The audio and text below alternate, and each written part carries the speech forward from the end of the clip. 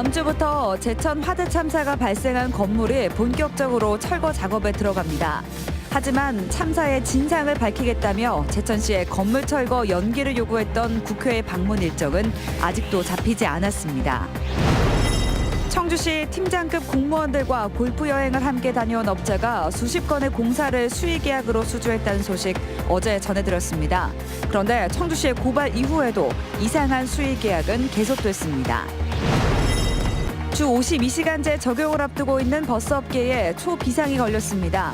타지로 인력 유출이 심하다 보니 추가 고용은커녕 현재 인원을 유지하는 것조차 쉽지 않은 게 현실입니다. 충북은 전국적으로 비교했을 때 최악 수준의 대기질이 지속되고 있습니다. 미세먼지 원인과 실태 파악을 위해 청주시 의회가 특별위원회를 구성했습니다. 여러분 안녕하십니까. CJB 8시 뉴스 시작합니다. 국회 차원에서 제천 화재 참사의 진상을 밝히겠다고 요란을 떨었지만 이번에도 역시나였습니다. 진상조사는 고사하고 철거 작업 시작 전에 현장 방문도 물 건너간 것으로 보입니다. 이태현 기자가 취재했습니다. 화재 참사가 난 건물 주변으로 작업 발판이 설치됐습니다. 다음 주부터는 중장비를 동원해 위층부터 본격적인 철거 작업에 돌입합니다. 하지만 공문까지 보내가며 제천시의 철거 연기를 요구했던 국회의 방문 일정은 아직도 잡히지 않고 있습니다. 더구나 진상조사위원장을 맡은 바른미래당 권은희 의원이 대표 발의한 사법개혁법의 파행으로 사실상 현장 방문조차 어려워졌습니다. 거대 양당의 또 대결 구도라든지 이런 것 때문에 일정 잡기가 생각보다 좀 어려운 상황입니다. 국회에 아니면 말고식의 일처리 탓에 결국 철거 작업만 늦어졌습니다. 그런 부분에 대해서는 신경을 많이 썼었고 합리적인 방법을 통해 가지고 처리를 하려고 했었는데 그런 식으로 계속 이렇게 이어지다 보니까 국회 차원의 진상규명에 한가닥 희망을 걸었던 유족들은 또다시 상처를 받았습니다. 이런 가운데 유족들은 제천시가 철거 전 상황을 기록한 영상자료를 토대로 남아 국회가 진상조사에 나서줄 것을 희망하고 있습니다. CJB 뉴스 이태현입니다. 청주시 팀장급 공무원들이 업자와 해외 골프 여행을 다녀왔고 이 업자가 수십 건의 공사를 수의계약으로 수주했다는 소식 전해드렸는데요. 그런데 청주시가 해당 공무원들을 뇌물수수 혐의로 경찰에 고발한 이후에도 이상한 수의계약은 계속됐습니다. 박수범 PD가 취재했습니다. 청주시 농업기술센터입니다. 주차장 한켠에 공사를 급하게 마무리하는 흔적이 보입니다. 지하수의 흐름을 측정하는 장치로 인근 도성안에서 옮겨온 겁니다. 이 공사는 청주시 공무원들과 동남아 골프 여행을 함께 다녀온 업체에서 시공했습니다. 문제는 수의계약으로 이루어진 이 공사의 계약 시점입니다. 계약이 체결된 올 3월 15일은 뇌물수수 혐의로 경찰 조사가 한창 진행 중이던 시기입니다. 하지만 공사를 발주한 청주시 담당 부서에서는 그런 사실을 몰랐다는 입장입니다. 이 업체가 1월 달에 고발이 됐는데 그거는 전혀 몰랐어요, 제가. 아 그래요? 전혀 몰랐고 시에서 고발한 거야? 저들도 이번에 신문에 나와서 그때 알았지.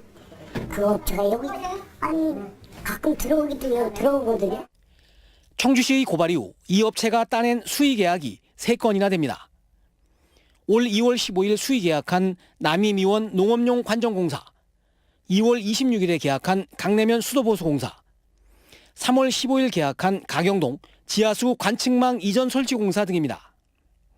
안 됐었으면 여기서 또 안 줬죠. 금액이 크고 작고 떠나서 만약 그런 문제 있는 업체면 그렇죠. 뇌물수수 혐의로 수사 중인 업체에 계속해서 수의계약이 이루어진 것에 대해 여러 가지 의혹을 낳고 있습니다. 청주청원이 통합된 후에 공무원 수 증가에 따른 그 감사 시스템이 제대로 작동하지 않았기 때문에 이제 그렇다는 원인을 이야기할 수 있고요. 공직사회에 대한 불신을 해소할 특단의 대책이 필요한 상황입니다. CJB 뉴스 박수범입니다. 주 52시간제 적용이 임박한 버스 업계가 운전기사를 구하지 못해 초비상이 걸렸습니다. 회사별로 많게는 수십 명을 추가로 고용해야 하는데 현실은 인력 유출이 심하다 보니 현재 인원을 유지하는 것조차 쉽지 않다고 합니다. 노선 버스업계 상황을 조상우 기자가 취재했습니다. 이 시외버스 회사는 현재 운전자를 106명 고용하고 있는데 주 52시간 체제가 되면 최소 19명이 부족해집니다. 하지만 기사 확보가 어려워 청주, 제천, 동서울 구인사 등 13개 노선을 이미 감축했습니다. 저희가 기사 수급이 어렵고 또 수입이 창출되지 않아서 지금 그렇게 하지 않으면 경영에 어려움이 있습니다. 노선버스가 특례 업종에서 제외되면서 충북에서는 22개 시외, 시내, 농어촌 버스 중 300인 이상인 우진교통은 오는 7월부터 나머지 21개사는 내년 1월 1일부터 주 52시간제가 시행됩니다. 충북버스운송사업조합이 집계한 운전자 부족 인원은 시외버스가 현재 인원 439명의 35%인 154명, 시내 농어촌 버스는 현 인원의 16%인 116명에 이릅니다. 기사 수급을 위해 충청북도는 올해 60명 규모의 노선버스 기사 양성 교육을 시작했습니다. 하지만 이 정도 대책 갖고는 부족한 기사를 추가로 확보하는 건 고사하고 빠져나가는 인력을 메우는 것조차 역부족인 게 현실입니다. 충북의 경우 교통공사 형태로 운영되는 세종시와 상대적으로 처우가 좋은 경기도 회사로 이직하는 기사들이 속출하고 있기 때문입니다. 버스 업계는 현실적으로 비수익 노선을 감축하는 것 외에 다른 대안이 없다며 대책 마련을 촉구하고 있습니다. 이용객들한테 피해가 최소화될 수 있도록 최선을 다하려고 노력은 하고는 있는데 나중에는 어쨌든 이용객들한테 불편이 초래될 수밖에 없겠죠. 그게 이제 아마 최종적인 문제가 아닌가 이런 생각을 하네요. 비수익 노선이 본격 감축되면 버스가 꼭 필요한 시외곽과 농촌 지역 주민들이 직접적인 피해를 입게 돼 파장이 만만치 않을 것으로 예상됩니다. CJ 뉴스 조상우입니다.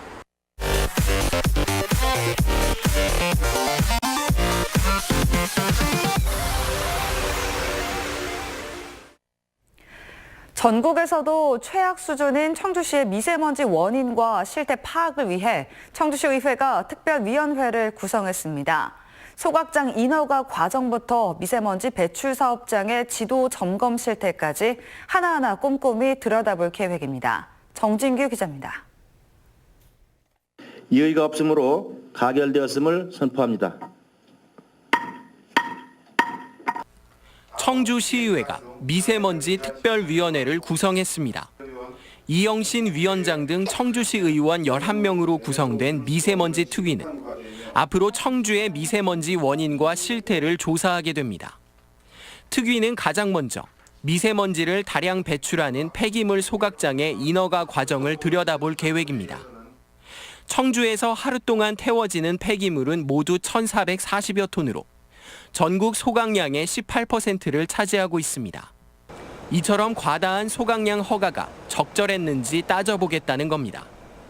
미세먼지의 원인이 되는 대기오염 물질 관련 조사도 이루어집니다.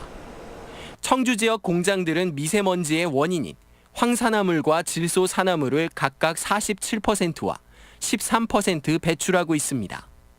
이들 공장에 대한 청주시의 지도 점검이 제대로 이루어지는지 확인하겠다는 겁니다. 특히 내년 4월 발효되는 대기관리특별법에 따라 대기오염 총량제 도입 실시 계획 등 대비책도 마련할 예정입니다. 또 서류 제출 요구라든가 현장 방문 이런 것도 청주시 미세먼지 저감을 위해서 특위위원님들과 효율적으로 잘 내실 있게 운영할 계획입니다. 미세먼지 특위의 활동 기간은 1년 2개월. 적지 않은 시간인 만큼 철저한 조사 계획이 선행돼야 할 것으로 보입니다. CJB 뉴스 정진규입니다. 한편 이문성 청주시 의원은 5분 자유 발언을 통해 최근 청주의 한 노인 요양병원이 또다시 장례식장 영업을 추진하면서 주민과 갈등이 고조되고 있다며 청주시에 신중을 기해달라고 요구했습니다. 임 의원은 이곳은 편도 1차선의 좁은 도로에 교통이 혼잡하다며 장례식장이 들어오면 주민들의 피해가 크다고 덧붙였습니다. 전국 유일의 한국교육개발원 정책학교이자 충북 최초의 자율형 공립고인 진천 서전고가 올해 첫 대입을 치릅니다. 이 모두의 기대와 바람대로 새로운 충북형 공교육의 모델을 제시할 수 있을지 관심이 모아지고 있습니다. 조용관 기자입니다. 2층과 4층을 잇는 널따란 나무 의자에서는 각종 전시와 공연이 열리고 건물 한가운데로는 채광창을 통해 환한 햇볕이 내리쬐입니다. 무등식으로 책상에 배열된 교실 안과 복도 특별실에서는 토론이 활발합니다. 저와는 다른 생각이잖아요. 그런 생각을 들음으로써도 이제 좀 생각하는 수준이 좀 넓어졌다 해야 되나? 2017년 자율형 공립고로 개교한 서전구는 학생 중심의 자율적 방식으로 학사를 운영하고 있습니다. 50개의 선택 과목을 개설해 학생의 선택권을 넓혔고 대안학교에서나 볼 수 있던 텃밭과 숲 가꾸기 등의 노작 수업도 정규 교과에 포함시켰습니다. 생태환경 교육을 중요하게 생각해서 아이들한테 그런 마인드를 길러줘야 앞으로 지속 가능하게 살아가는데 기본 소양 베이스로 가르쳐야 된다. 서전구에는 야간 자습과 보충 수업이 없고 수업 시작과 끝을 알리는 종소리도 들리지 않습니다. 도교육청이 충청북도가 추진했던 자립형 사립고의 대항마로 제시했던 서전구가 올해 말 첫 대입을 치릅니다. 저희들이 지금 추진하고 있는 이런 수업 혁신이라든가 또는 역량 중심의 교육 과정이라든가 이런 부분들이 그렇게 나쁜 성과를 내리라고는 생각하지 않습니다. 그래서 첫 성적표에 따라 서전구가 새로운 공교육의 모델로서 기반을 다질지 아니면 지역에 일반구가 하나 더 드는 효과에 그칠지 그 결과가 곧 개봉됩니다. CJB 뉴스 조윤광입니다. 다음 소식입니다. 지난해 CJB의 충북대학교 병원 직원 자녀 채용 비리 의혹 보도와 관련해 교육부가 징계 처분을 내렸습니다. 교육부의 공공기관 채용 비리 전수조사 결과 충북대 병원은 직원 자녀가 신규 채용에 응시한 사실을 알고도 병원장에게 보고하지 않고 면접에서 최고 점수를 부여해 정규직으로 채용한 것으로 드러났습니다. 또 응시자들의 블라인드 채용 가이드라인도 지키지 않은 것으로 드러남에 따라 교육부는 관련자 3명을 문책하고 7명에게 경고 처분할 것을 통보했습니다. 이시종 지사와 강경화 외교부 장관은 오늘 서울 외교부 청사에서 외교와 국제업무 협력 증진을 위한 양해각서를 체결했습니다. 양 기관은 2019 충주 세계 무예 마스터십의 성공 개최와 해외 정보 공유, 해외 투자 유치, 기업의 해외 진출 등 충청북도의 국제 업무에 관해 상호 협력하기로 했습니다. 청주 성화동에 업무타운을 형성한 한전과 LH 그리고 농협중앙회 충북본부가 오늘 한전 빈누리홀에서 지역사회 공헌활동 공동 시행을 위한 업무협약을 맺었습니다. 3개 기관은 이번 협약을 계기로 기관별 특화 봉사활동을 발굴해 합동으로 시행하고 사회공헌활동 연대로 사회적 가치를 함께 구현해 나가기로 했습니다.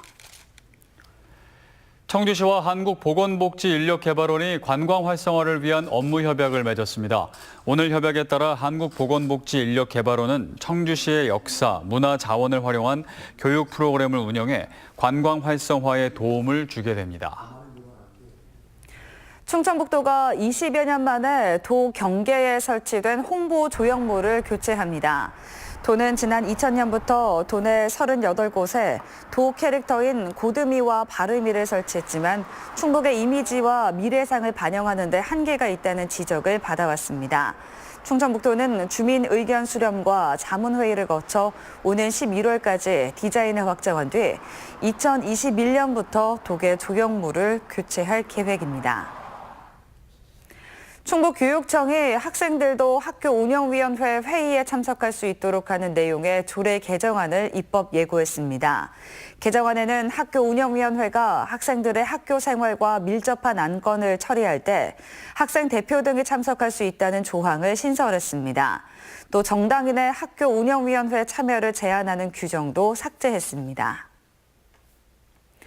서원대가 현존하는 세계 최고 금속 활자본인 직지 심체 요절을 알리기 위한 모바일 교재용 직지 톡톡을 개발했습니다.